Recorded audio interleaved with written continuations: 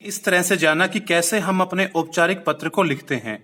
अब हम क्या करते हैं, अब हम जानेंगे अनौपचारिक पत्र को आखिर हम कैसे लिखें। मतलब जो हमारे सगे संबंधी होते हैं, अगर हम उनको कोई पत्र लिखते हैं तो उसका जो प्रारूप होगा वो क्या होगा, तो वो चीज आज आपके सामने है। एक बार ध्यान से देखिए।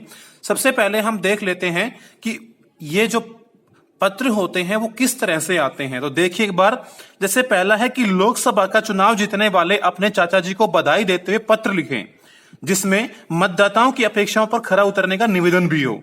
ठीक है। सेकंड, अपने प्रिय मित्र श्याम को अपनी बहन की शादी में शामिल होने के लिए निमंत्रण पत्र लिखिए। थर्ड, आपका छोटा भाई गलत संगत में पढ़कर पढ़ाई से ध्यान हटा बैठा है, उसे सुसंगति का महत्व व गलत संगति के नुकसान बताते हुए एक पत्र लिखिए। तो बच्चों, इस तरह से अगर आपने देखा हो तो इसमें चाचा जी को, इसमें मित्र को और इसमें छोटे भाई को, मतलब हमारे जो हैं ये सगे संबंधी हैं।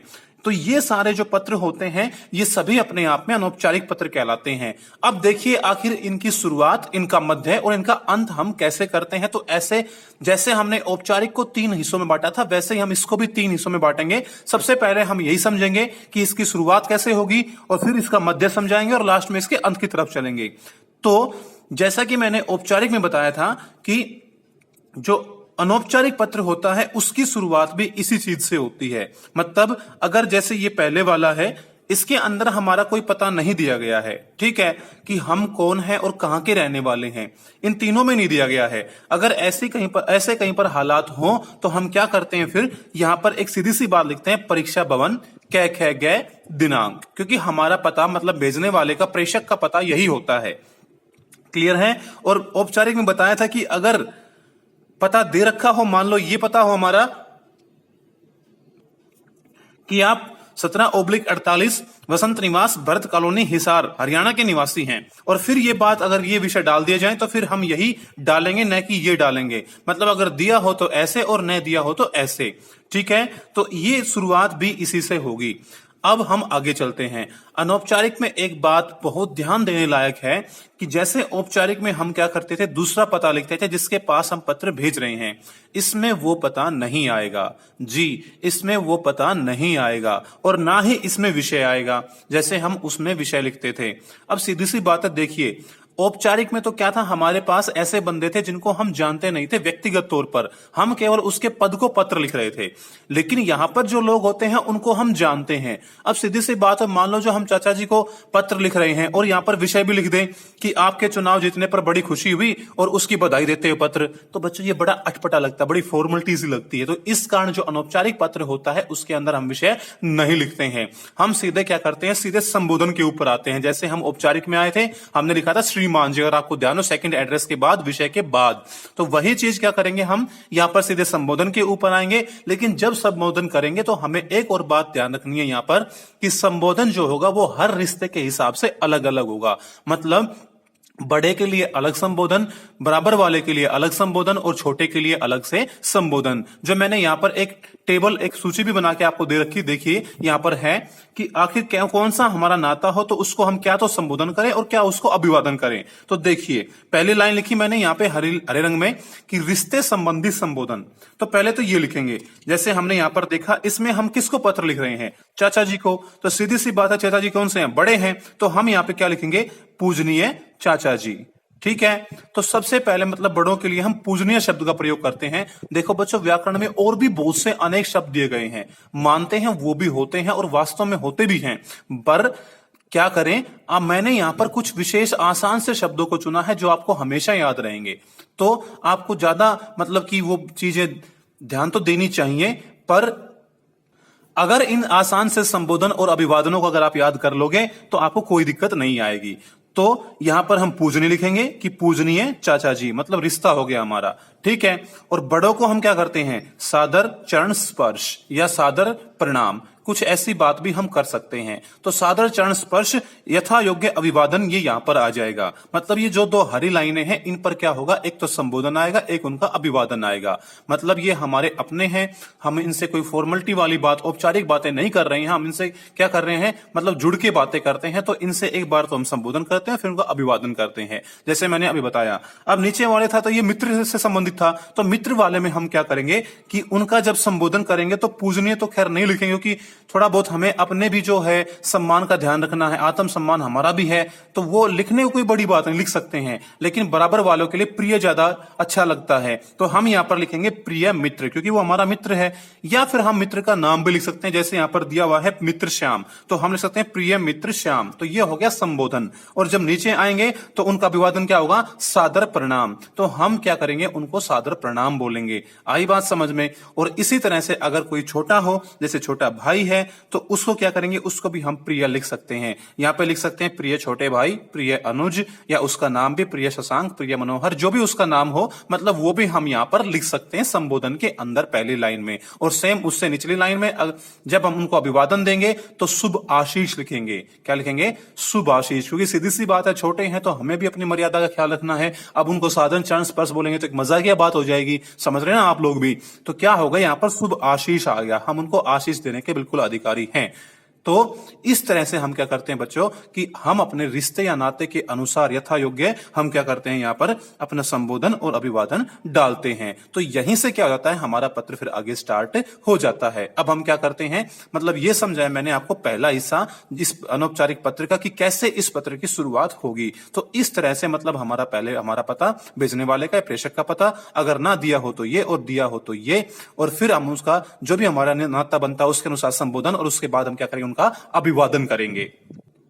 अब हम अपने अनौपचारिक पत्र की सबसे महत्वपूर्ण भाग मतलब सेकंड पार्ट की तरफ चलते हैं, जहां पर वो अपना विस्तार पाएगा, उसका फैलाव होगा, तो उसकी ओर चलते हैं। ठीक है, मतलब हमने क्या किया, हमने संबोधन कर दिया और अभिवादन भी कर दिया।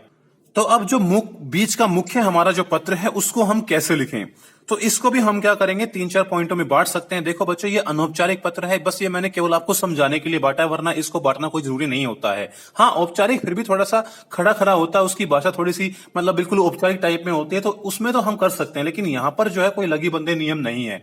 फिर भी कुछ चीजों का ध्यान रख के हम इस पत्र को पूरा कर सकते हैं, तो मैं वही चीज आपके सामने लेके आया हूं। तो देखिए, सबसे पहला पार्ट लिखा हुआ है कि कुशल क्षेम या हालचाल पूछना व बताना।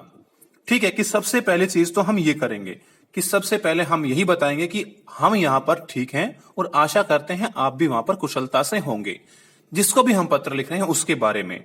ठीक है, तो सबसे पहले हमें मतलब हमारे जानकार हैं तो बड़ा लगाव से बात करनी है। तो इसमें लगाव से याद आया कि जब हम इसको लिखें तो हमें 4-5 बातें जो है विशेष तौर पे ध्यान रखनी चाहिए इस पत्र से संबंधित। वो क्या है, वो मैं दिखाता हूं एक बार आपको, देखिए। तो देखिए, ये हैं वो बातें जो मैंने आपके सामने लिखी हुई है, मैंने विषय को हटा दिया है, एक बार देख लीजिए इसको। सबसे पहली चीज, विषय से हटकर बातें। इसमें बिल्कुल खरी खरी बातें नहीं करते कि हमारा जो टॉपिक है केवल हम उस पर ही बात करते रहें, नहीं, हम उससे अलग थोड़ा हट करके बातें कर सकते हैं। ठीक है, क्योंकि वो हमारे अपने हैं, उनके साथ हमारा जुड़ाव बनता है। ठीक है ना, तो जरूरी नहीं जो विषय हो उससे संबंधित भी बात की जाए, घर परिवार के और भी अन्य सदस्यों की, जो छोटे हैं बड़े हैं, उनकी, आस पड़ोस तक की, यहाँ तक की मतलब सामाजिक बातें भी हम उनके साथ कर सकते हैं जो उस समय समाज के अंदर चल रही हो, लेकिन हमें अपने शब्द सीमा का भी ध्यान रखना है इसके अंतर्गत। अगला होता है आत्मीयता से युक्त और सकारात्मक। मतलब ये सबसे बड़ी चीज है बच्चों पत्र के अंदर, कि हमारा जो पत्र है ना वो नकली शब्दों का भंडार न लगे, उसके अंदर जब हम लिखें तो वो दिखे कि हाँ वास्तव में ये चीज क्या है कि इस आदमी के साथ घटित हुई है। इसके लिए हमें यही चीज करनी पड़ेगी, एक फॉर्मूला अपनाना पड़ेगा कि जो भी विषय आ जाए हमें क्या करना है, उसको अपने ऊपर पूर्ण रूप से लागू कर लेना कि वास्तव में ये बात हुई है। जैसे मैंने अभी आपको विषय बताया था कि चाचा जी जो है चुनाव जीत गए, तो वास्तव में ऐसा माने कि आपके चाचा जी चुनाव जीत गए हैं। सेकंड जो बताया था आपको कि मित्र को अपनी बहन की शादी में बुलाने के लिए, तो आपके पत्र के अंदर वो दम होना चाहिए कि रियल में भी अगर उस पत्र को हम आपके किसी मित्र के पास भेजे तो वास्तव में वो आपकी बहन की शादी में आ सके। और वही बात थर्ड में कि जो छोटा भाई है वो गलत संगति में पड़ चुका है, तो उसको कैसे निकालें, तो वो उन शब्दों में इफेक्ट होना चाहिए कि वास्तव में भाई के ऊपर उन चीजों का प्रभाव पड़े, न कि केवल वो क्या हो, एक कोरा शब्दों का एकमात्र वही बात है भंडार हो। नहीं, अगर वो होगा, अगर हम इन चीजों को आत्मसात कर लेंगे, पूरी आत्मीयता से लिखेंगे क्योंकि ये अपने होते हैं, और वो आत्मीयता जब पत्र के अंदर आएगी तो एग्जामिनर जो है, हमारा परीक्षक जो है, उसके अंदर भी बहुत अच्छा इफेक्ट पड़ेगा, जो चेकर होगा उसके अंदर भी, और हमें पूरे नंबर वो दे सकता है। तो इस चीज का हमें बहुत महत्वपूर्ण तरीके से ध्यान रखना है अनौपचारिक के अंदर। तो ऐसे कौन से फॉर्मूले अपनाएं हम कि हमारी आत्मीयता बनी रहे? तो एक तो लगाव से भरी बातें हो, दूसरी सकारात्मक बातें हो, नेगेटिव नहीं हो। इसके बारे में थोड़ी बाद में बात करेंगे। अगला है संबोधनों से युक्त हो। जैसे हम कई बार देखते हैं कि पत्र के बीच बीच में हम डाल सकते हैं, उनके नाम डाल सकते हैं। जैसे छोटे हो तो कि शशांक, मैं जानता हूं कि तुम बड़े अच्छे बच्चे हो। इसके अलावा जैसे पिताजी होते तो उनको लिख सकते हैं बीच में, पिताजी मुझे पता है कि आप मेरी इस बात को जरूर मानेंगे और आप मेरी हर बात मानते आए हो। तो ये चीज क्या होती है, थोड़ी सी मतलब कि एक किस्म से मक्खन लगाने टाइप में होती है, जो कि संबोधनों से हमारा लगाव लगता है। और मक्खन नहीं, मतलब रियलिटी आनी चाहिए उनके अंदर, बात तो मैंने ये है। तो ये संबोधन हम उनके बीच बीच में डाल सकते हैं, उनके नाम से संबंधित भी, कि प्रिय मित्र मोहन, मुझे पता है कि तुम मेरे इस निमंत्रण को पक्का स्वीकार करोगे और समय पर ही नहीं, समय से पहले ही शादी के अंदर आ जाओगे। तो इस तरह की बातें हम इसके अंदर डाल सकते हैं। आगे है अधिकतर की कामना करें, प्रश्न न पूछें, केवल आशा करें। जब हम ये पत्र लिख रहे हो, बीच का मुख्य चीज तो बेटा ध्यान रखें, हम किसी चीज का प्रश्न नहीं पूछ रखे, क्योंकि हमें तो बिल्कुल बारीकी से ध्यान रखना है कि हम यहां पर फोन पर बातें नहीं कर रहे हैं। हम क्या कर रहे हैं, पत्र कर लिख रहे हैं। क्योंकि अगर हम कोई प्रश्न पूछते हैं कि मैं तो यहां पर ठीक हूं और आप कैसे हो, तो बताइए जरा, आपको वहीं पर जवाब मिल जाएगा पत्र के अंदर? नहीं मिलने वाला। ऐसी बातें हम टेलीफोन पे करते हैं, ऐसी बातें हम पत्र के अंदर नहीं करते हैं। हम तो केवल आशा करते हैं कि मैं यहां पर ठीक हूं और आपकी कुशलता की कामना करता हूं। और ऐसे ही क्या है, बीच में भी कहीं कोई प्रश्न नहीं छोड़ें कि उसकी परीक्षा कैसी रही होगी, आपका स्वास्थ्य कैसा है।